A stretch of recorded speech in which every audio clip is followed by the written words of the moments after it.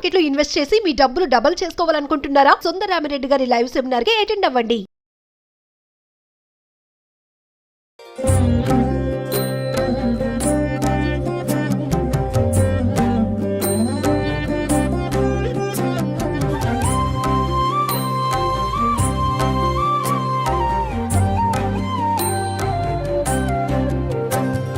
శ్రీరూపిణీ దేవి భువనైకపాలిని బాలాంబికా నీకు వందనములు. విశ్వ ప్రాణాధార శక్తి స్వరూపిణి బాలాంబికా నీకు వందనములు. నమస్తే రమ్మగారు, దసరా పండుగ శుభాకాంక్షలు. నమస్తే జయ, దసరా పండుగ శుభాకాంక్షలు. సుమన్ టీవీ ప్రేక్షకులందరికీ దసరా పండుగ శుభాకాంక్షలు. నాకు దసరా మొత్తం కూడా ప్రతిరోజు అమ్మవారికి ఒక అలంకరణ చేస్తాం కదా, ప్రతి అలంకరణ గురించి, ప్రతి నైవేద్యం గురించి ఏ రోజు విశిష్టత ఆ రోజుకే ఉంటుంది. మనం చాలా రోజులు, ఎక్కువ రోజులు జరుపుకునే పండుగ దసరా పండుగ కదా రమ్మగారు. ఒక్కొక్క రోజు విశిష్టత ఒక్కొక్క రోజు ఒక్కొక్క వీడియో రూపంలో మనం ప్రేక్షకులకు అందిద్దామండి.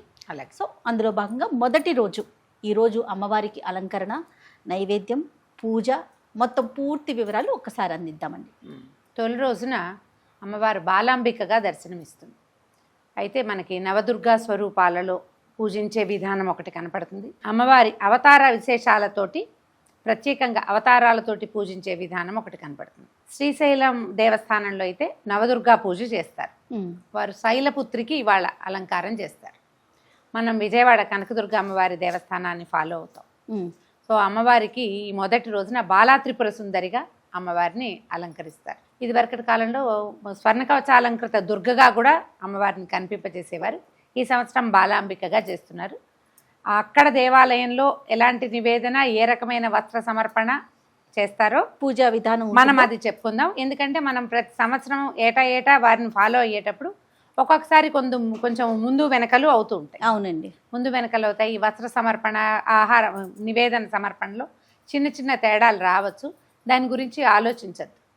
ప్రధానమైనది ఏంటంటే మనం ఏది ఫాలో అవుతున్నామో, ఎవరిని అనుసరిస్తున్నామో వారు ఎట్లా చేస్తే మనం ఇంకా అట్లాగే చేసుకోవచ్చు తప్పకుండా.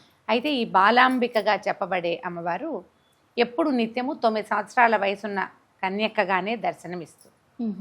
మనకి లలితా సహస్రనామంలో ప్రత్యేకంగా అమ్మవారికి పేరుంది. ఆమె యుద్ధం చేసి కొంతమందిని సంహరించిందట. ఈ 9 ఏళ్ల వయసు బాలిక కొంతమంది రాక్షసుల్ని సంహరించింది.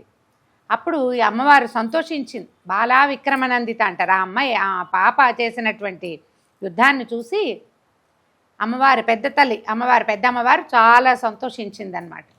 ఇప్పుడు అమ్మవారు ఆమె కదా ఈ స్వరూపంలో ఎందుకుందంటే, మనకి యుద్ధం జరిగినప్పుడు అమ్మవారు తన తాలూకు అన్ని శక్తుల స్వరూపాలతోటి విడివిడిగా దర్శనమిచ్చిందని చెప్తారు. ఆ వేరుగా ఇచ్చిన దర్శనాలలో బాలాంబిక దర్శనం ప్రధానమైంది. అయితే ఈ బాలా మంత్రం చాలా విశేషమైన మంత్రంగా చెప్తారు. ఒక 9 ఏళ్ల బాలిక చక్కగా ఒక జడ ముందుకు వేసుకుని లంగా జాకెట్టు లాగా, అంటే ఒక పరికిని ఉపరి వస్త్రం చీర కట్టుకున్నట్టుగా కనపడదు. 9 ఏళ్ల బాలిక ఎలాంటి వస్త్రధారణలో ఉంటుందో అంతే, అదే వస్త్రధారణ అంతే. అట్లా చక్కగా పద్మాసనంలో కూర్చుని పుస్తకము, తర్వాత అక్షమాల అవి ధరించి 4 చేతులతోటి, ఒకటి వరముద్ర అంటే ఇట్లా అభయం ఇస్తున్నట్టు, లేదా అప్పుడప్పుడు ఇలా కూడా కనపడుతుంది, వరాలు ఇస్తున్నట్టు అభయం ఇస్తున్నట్టు ఒకటి. తర్వాత ఒక పువ్వు పట్టుకుంటూ, చిన్నపిల్ల కదా, అవునవును, ఒక పువ్వు పట్టుకుని హేళగా ఆయుధాలు లేవు ఆమెకి, ఆభరణాలు తప్ప ఆయుధం లేని ఒక ప్రత్యేకమైన స్వరూపంలో కనిపిస్తుంది. అయితే ఈ అమ్మవారి ఆరాధనతోటి మనకి విశేషంగా జ్ఞానం కలుగుతుందని చెప్తారు. ఎవరికైతే విద్య కావాలో, అంటే సాధారణంగా మనం ఉద్యోగాలు వచ్చే విద్య కాదు, అధ్యాత్మ విద్య, మనం అమ్మని గురించి తెలుసుకోవాలంటే మొదట ఆశ్రయించవలసిన శక్తి బాలాంబికే. అయితే ఈ బాలా స్వరూపాన్ని మనకి విజయవాడలో అమ్మవారిని చేసినప్పుడు ఆరెంజ్ కలర్, అంటే ఇప్పుడు మనం ధరించినటువంటి కాషాయ వస్త్రధారణ చేయిస్తారు. ఆరెంజ్ కలర్ వస్త్రాన్ని సమర్పించవచ్చు. మీరు ఏ ముత్తైదుకైనా తాంబూలం ఇచ్చేటప్పుడు ఈ మొదటి రోజున అన్ని నారింజ రంగు, ఆరెంజ్ అంటే నారింజ రంగు కదా, కాషాయ వర్ణం అని కూడా చెప్పుకోవచ్చు. ఇందులో 2-3 అటు ఇటు లైటర్ డార్కర్ షేడ్స్, కొన్ని ముదురు రంగులు, కొన్ని లేత రంగుల్లోటి ఈ రంగులున్న వస్త్రాన్ని సమర్పించవచ్చు. ఈ రంగు గాజులనే మనం అమ్మవారికి సమర్పించాలి. తర్వాత ఎవరికైనా ముత్తైదువులకి ఇచ్చేటప్పుడు చేయొచ్చు. అయితే మనకి ఇందులో కుమారి పూజ ఒక విశేషంగా కనపడుతుంది దసరాల్లో. ఈ తొలి రోజున రోజుకు ఒక్కొక్క వయసున్న పిల్లల్ని అర్చన చేసే విధానం కూడా కనిపిస్తుంది. ఈ మొదటి రోజున 2 సంవత్సరాలు నిండిన బాలిని కుమారి అంటారు. 2 ఏళ్ళు నిండితే పాపాయి చాలు. ఆ 2 ఏళ్ళు నిండిన ఒక పాపకి చక్కగా పాదాలకు పసుపు రాసి పారాయణ పెట్టి ఆమెకు కబొట్టు కాటిక అలంకారం చేసి తల్లో పువ్వులు అలంకరించి ఆమెకు నచ్చినటువంటి ఆహార పదార్థాన్ని మనం తినిపించితే కుమారి పూజ చక్కగా సుసంపన్నంగా అవుతుందన్నమాట. ఎందుకు చేస్తారు అమ్మగారు కుమారి పూజని? ఇప్పుడు అమ్మవారిని ఏంటంటే మనకి నవదుర్గలు ఈ 9 రోజులు మనం దుర్గా స్వరూపాల్లో రోజు ఒక కుమారిని ఒక బాలికని అర్చించవచ్చు. ఇది మామూలుగా దసరాల్లోనే ఇది ఒక ప్రత్యేకమైన విధానం. మనకి సంవత్సరం మొత్తంలో ఇంకా 3 నవరాత్రులు వస్తాయా? అవును. ఏ నవరాత్రుల్లోనూ ఈ రకమైన కుమారి పూజ లేదు. స్త్రీ శక్తిని గౌరవించటం, బాలికని గౌరవించటం, దానికోసమని ఇప్పుడు ఈ 9 రోజులు మనం ఈ ఇప్పుడు అమ్మవారిని చేసుకోవడం కూడా విశేషంగా కనపడుతుంది. ఆమె రోజుకొక స్వరూపంలో కనపడి చిట్ట రోజున ఏం చేసింది, మహిషాసుర మర్దినిగా ఎంతో మంది రాక్షసుల్ని వరుసగా చంపుకుంటూ వచ్చి చివర అసలు ప్రపంచానికి శత్రువైన మహిషాసురుణ్ణి కూడా సంహరించి. మహిషాసురుడు అనగానే మనకి ఒక గేదె లాంటి స్వరూపం ఒకటి తెలుస్తోంది కదా. మహిషము అంటే దున్నపోతు. మనుషుల్లోనే ఈ రకమైన పశు ప్రవృత్తి ఉంటుంది, దాన్ని సంహరించాలి. ఆ పశు ప్రవృత్తిని సంహరించడమే మహిషాసుర మర్దిని అవతారం యొక్క విశేషం. మరి ఇన్ని రోజులు ఈమె స్త్రీ స్వరూపంలోనే దర్శనమిచ్చింది వీళ్ళందరికీ, ప్రపంచానికి. మరి ఆ దానికి ప్రతీకగానే మనం బాలికల్ని పూజించడం ఉంటుంది. ఈ బాలికలు కూడా మళ్ళీ 16, 18 పెద్ద పిల్లలు కాకుండా 2 నుంచి 9 ఏళ్ల వయసు. ఒక్కొక్క రోజు బాలికకు ఒక్కొక్క పేరు చొప్పున ఉంటుంది. వాళ్ళ మొదటి రోజున కదా, మొదటి రోజు అమ్మాయిని కుమారి అని చెప్తారు. 2 సంవత్సరాలు నిండి 3వ ఏడు వస్తే చాలు. 2 ఏళ్ళు నిండితే మనం ఏదైనా ఒక పళ్ళెంలో ఒక పదార్థం పెడితే ఆ పదార్థాన్ని తీసుకుని తింటుంది. అంత సరిపోతుంది. చక్కగా కూర్చుంటుంది, పాదాలకు పసుపు రాయించుకుంటుంది, బొట్టు పెట్టించుకుంటుంది. అంత లోపల పిల్లలకి తెలియదు. ఇప్పటికీ అలంకరణ మీద కూడా ఆసక్తి వస్తుంది. మీరు అలంకారం చేయండి, అందంగా ఉంచండి, చక్కగా ఆహారం తినిపించండి. ఈ కేవలం అలంకరణకి మాత్రమే అమ్మని పరిమితం చేయొద్దు. ఈ స్త్రీ శక్తి కావాలంటే అది విజృంభించి రాక్షస సంహారం కూడా చేయగలదు.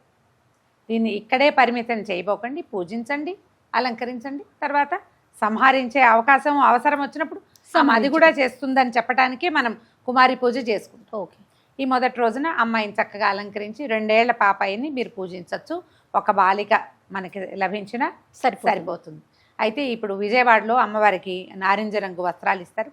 తీయటి బూందీ, అంటే మనం శనగపిండితో బూందీ చేస్తాం కదా, ఈ బూందీని పంచదార లేదా బెల్లం పాకంలో పోస్తారు. పంచదార పాకంలో పోస్తే కాసేపటికి అది అట్లా విడివడిపోయి బూందీగా ఉంటుంది, తీపిగా ఉంటుంది. తీపి బూందీ శనగలు నివేదన చేస్తారు.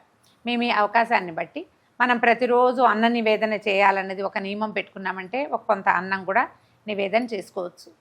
శనగలైనా నివేదన చేయొచ్చు. తీయని బూందీ మీకు చేత వస్తే అది కూడా చేసి కొద్దిగా అంత పిండిని మనం బూందీ కొట్టినా ఆ కాస్త బూందీని పంచదార పాకంలో పోస్తే 10 నిమిషాల్లో ఆరిపోతుంది. చక్కగా అది నివేదన చేసుకోవచ్చు. తీపి బూందీ పంచవచ్చు, శనగలు పంచిపెట్టుకోవచ్చు. మీ అవకాశాన్ని బట్టి ఎలాగైనా చేయొచ్చు. అయితే మనకి శ్రీశైలంలో మాత్రం అమ్మవారికి కదంబ సాదాన్ని నివేదన చేస్తారు, శైలపుత్రికి. ఇతరులు మనం పాయసం పెట్టుకోవచ్చు, పులగం పెట్టుకోవచ్చు, మనమైన అవకాశాన్ని బట్టి ఏదైనా చేసుకోవచ్చు. మొదటి రోజున బాలాంబికని మనం అర్చన చేసుకుంటాం. మనం ఈ బాలాంబికే మనకి ఇళ్లల్లో కొంతమందికి ఇంటి దేవతలు ఉంటారా, ప్రాంతాల వారిగా గ్రామ దేవతలు ఉంటారు. బాలమ్మ అనే దేవత ఉందా? అవునండి, ఈమె ఆవిడే. బాలాంబికే బాలా త్రిపుర సుందరిగా స్వరూపంలో కనపడుతుంది. బాలమ్మగాను మన ఇంటి దేవతగా, గ్రామ దేవతగా కూడా దర్శనమిస్తుంది. జ్ఞానప్రదాయినిగా కనపడుతుంది అమ్మవారు. ఈ రోజున ఇలాంటి అర్చన చేసుకుని మర్నాటికి మళ్ళీ ఇంకో రకమైన అర్చనతోటి మనం స్వరూపం మార్చుకోగలిగితే. ఇంట్లో చేసుకునేటప్పుడు కూడా ఇదే పూజా విధానాన్ని పాటించాలి. ఇప్పుడు మనకి బాలాంబికకి స్తోత్రం కనిపిస్తుంది, స్తోత్ర నిధి లాంటి యాప్లు ఉన్నాయి, మనకు అవకాశం ఉంది కదా. అష్టోత్తరం కనిపిస్తుంది బాలకి, బాల అష్టోత్తరం చక్కగా చదువుకోవటము, పువ్వులు సమర్పించుకోవటము. ఏ పువ్వులతోటైనా అర్చన చేసుకోవచ్చమ్మా. వాసన వచ్చే పువ్వులైతే మంచిది. చేమంతులు, ఇప్పుడు సన్నజాజులు అవి వస్తాయి. చక్కగా కుంకుమార్చన చేసుకోవచ్చు. ఇలా కూడా మనం అంత పెద్ద అర్చన చెయ్యము, మన ఇంట్లో మనమే పూజ చేసుకున్నాం. ఒక చిటికెడు కుంకుమ పట్టుకోండి.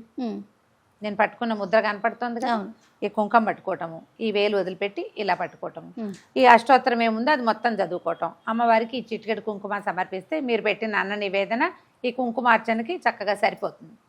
పూజ చేసుకోవటం, చక్కగా మంగళహారతులు ఇవ్వటం అమ్మవారికి.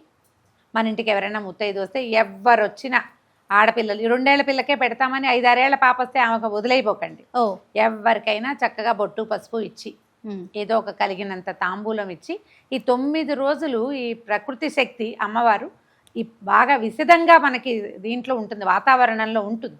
అమ్మవారి యొక్క సుప్రసన్నత ఉంటుంది. కాబట్టి ఎవరికి ఇచ్చినా అమ్మకి ఇచ్చినట్టే భావించి పూజ చేసుకోండి. రైట్ అమ్మగారు, నమస్తే. నమస్తే జయ.